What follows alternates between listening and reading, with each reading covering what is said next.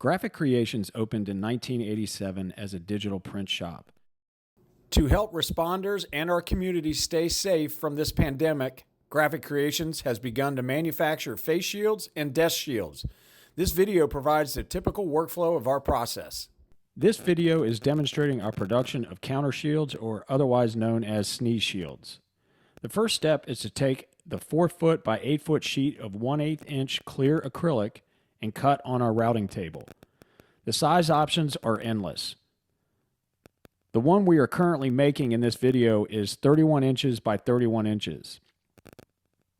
Once we have the shape cut, we then put into a jig to heat and bend the feet. You can see Steve doing this with the heat gun. We can also apply high bond tape to the bottom to secure the shield to just about any surface.